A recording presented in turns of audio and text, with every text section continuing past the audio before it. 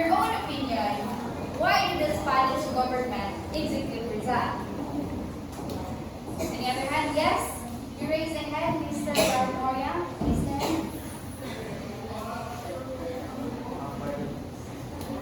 In your opinion, why do the Spanish government execute Rizal?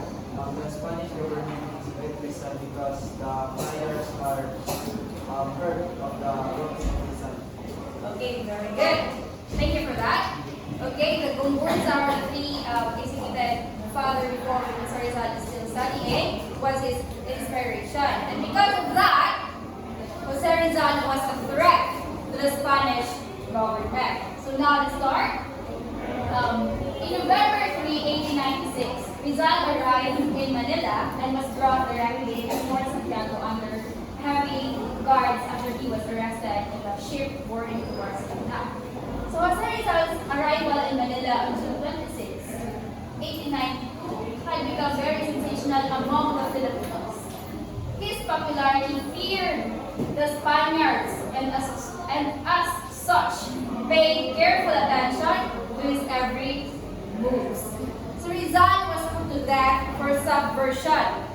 So when you say subversion, it is investigation conducted in a secret. No one knows but only the Spanish government. By the dominant political forces. He presented a sector of society which had begun to trouble and therefore constituted a real threat to the existing social order. So now, here are the three timelines after his arrival and the reason why he was arrested. First, let's have a preliminary investigation. So for the preliminary investigation, after finishing as much evidence as possible, so on November 20, 1896, the preliminary investigation result began. So this is the time that the first part or the preliminary investigation of Rizal began. So during the 5-day investigation, Rizal was informed of the charges against him before Judge Advocate Colonel Francisco Olive. So he was put under interrogation without the benefit of knowing who testified against him. So diba sa atwaron if they mo ano tong ataka so kay baluta, but for the case of Rizal, so he was put under interrogation without knowing who testified against him. So presented before him were two kinds of evidences. These are the documentary and the testimonial. So there were total of 15 exhibits for the documentary evidence. For the testimonial evidences, on the other hand, were comprised of oral proof provided by Martin Constantino, Aguedo del Rosario, Jose Reyes, Moises Salvador, Jose Quezon, Domingo Franco, Diodato Arellano, Pio Valenzuela, Antonio Salazar, Francisco Quezon, and Timoteo Paez. So these evidences were endorsed by Colonel Olive to Governor Ramon Blanco, who designated Captain Rafael Dominguez as the judge advocate assigned with the task of deciding what corresponding action should be done. So Dominguez, after a brief review, transmitted the records to Don Nicolas de la Peña, the Judge Advocate General, for an opinion. So Peña's recommendation were as follows. So first is, Rizal must be immediately sent to trial. Second, he must be held in prison under necessary security. Third, his properties must be issued with order of attachment, and as indemnity, Rizal had to pay 1 million pesos. And the fourth one, the last recommendation, instead of civilian lawyer, only an army officer is allowed to defend Rizal. So although given that privilege to choose his own defense counsel, this was limited to a list of 100 names, both first and second lieutenants, that the Spanish authorities provide him. of the list, one familiar name stood out, and that is Lieutenant Luis Tabiel de Andrade. So Rizal discovered that the said lieutenant was the brother of Lieutenant Jose Tabiel de Andrade, who worked as Rizal's personal bodyguard in 1887. So for the charges, as mentioned a while ago, for the charges against Rizal, on the 11th of December 1896, in the presence of his Spanish counsel, charges against Rizal were read. When asked regarding the sentiments or reaction on charges, Rizal replied that he does not question the jurisdiction of the court. He has nothing to amend except that during his exile in La Punta in 1892, he had not dealt in political matters. Third, he has nothing to admit to the charges against him. And the fourth one is he had nothing to admit in the declaration of the witnesses he had not met nor knew against him. So 2 days after, Rizal's case was endorsed to Blanco's successor, Governor Camilo de Pulavera, who had the authority to command the case could be court-martialed.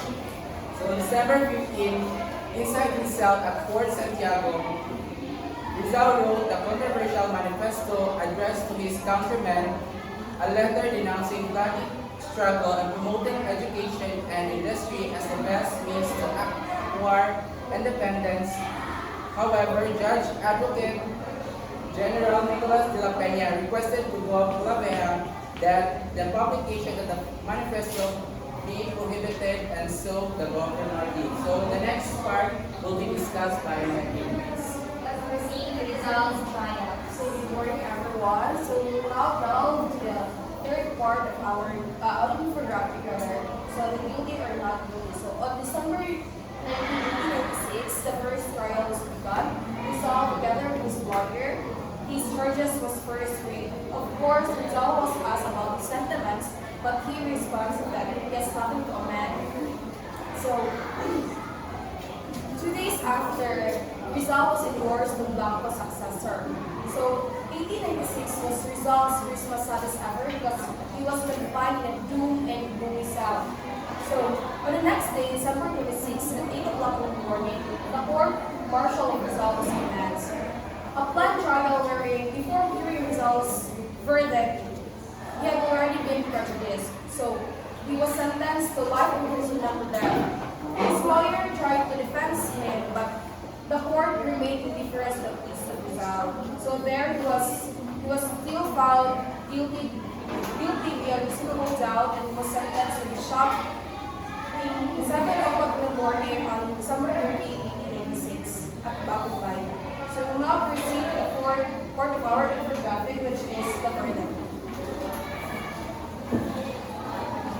So good morning everyone. Now let's proceed to the verdict of Dr. Rizal.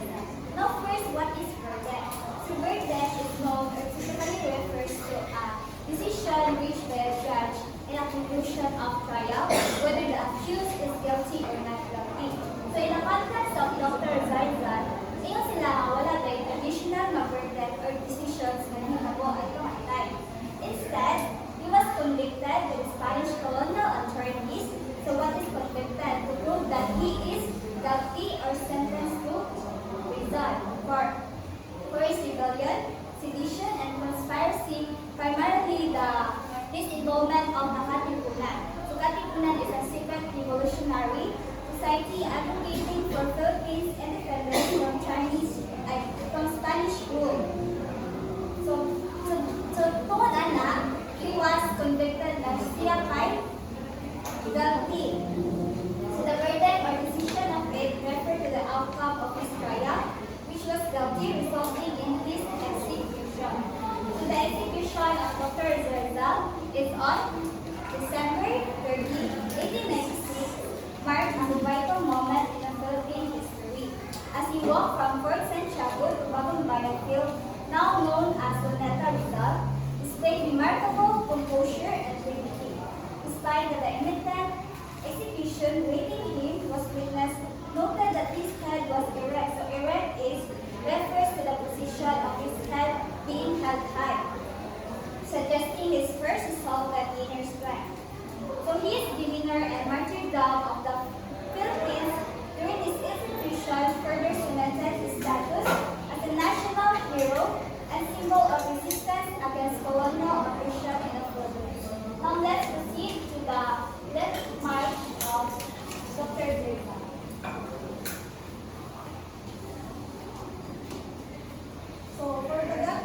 Dr. Jose Rizal from Port Santiago to Bayan, and at 7 a.m. Rizal, after arriving at the execution site at the Luneta de Bagong Bayan, he was checked with his pulse by Dr. Felipe Luis Castillo.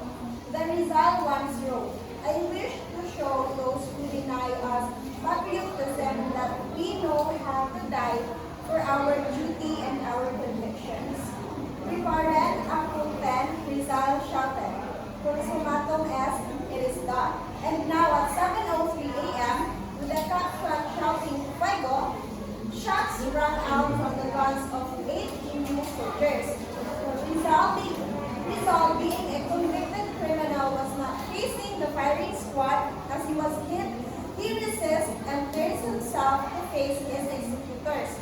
He falls down and dies facing the sky. So, the effect of Jose Rizal's execution to the Philippine Revolution was the Philippine independence struggle turned more violent after Rizal's death, and accordingly, Rizal's death led to the 1896 Philippine Revolution. So now let's have a quick recap.